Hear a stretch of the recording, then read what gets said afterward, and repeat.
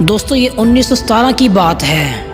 عراق کے پہاڑوں میں برطانوی جنرل سٹانوی ماروی کا ایک چرواہے سے سامنا ہوا۔ وہ چرواہا اپنی بکریاں چرا رہا تھا، اس کے ساتھ اس کا ایک کتا بھی تھا۔ جنرل چرواہے کی طرف متوجہ ہوا اور کہا، اگر تم اپنے اس کتے کو ذبح کر دو تو میں تمہیں 1 پاؤنڈ دوں گا۔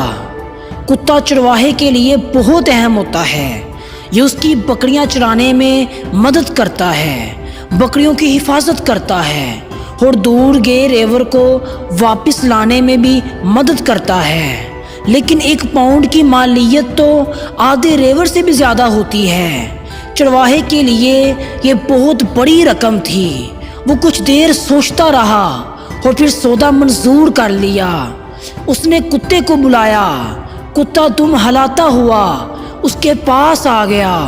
اس نے کتا پکڑا اور جنرل کے قدموں میں ذبح کر دیا۔ جنرل نے کہا کہ اب اگر تم اس کی کھال بھی اتار دو تو میں تمہیں 1 پاؤنڈ اور دوں گا۔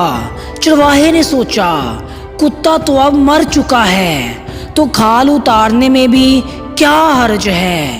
اس نے کتے کی کھال اتارنا شروع کر دی۔ جنرل نے کہا، اب اگر تم اس کی بوٹیاں بھی بنا دو تو میں تمہیں 1 اور پاؤنڈ دوں گا۔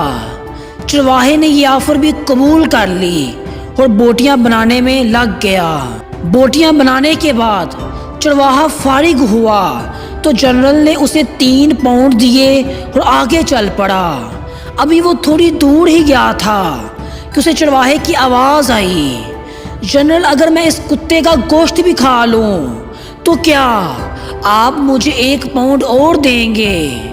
جنرل نے انکار میں سر ہلایا اور بولا، میں صرف تمہاری نفسیات اور اوقات دیکھنا چاہتا تھا۔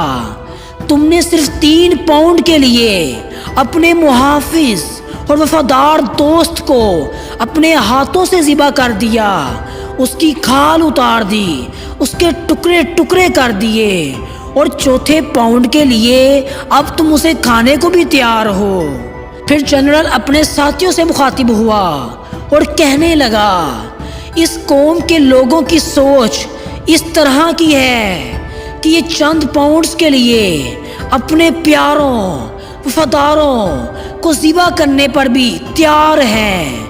آج یہی حال مسلم ملکوں اور معاشروں کا ہے۔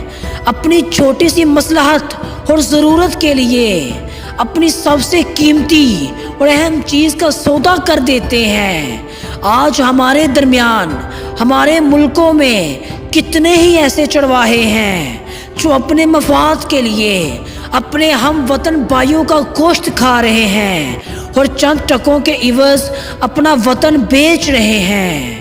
یہی وجہ ہے کہ مسلمان اتنی کثیر تعداد میں ہونے کے باوجود بھی پوری دنیا میں ذلیل و رسوا ہو رہے ہیں، اور زندگی میں ہر روز کچھ نیا سیکھیں، نیا سوچیں، نیا کریں، لڑ نہ کریں۔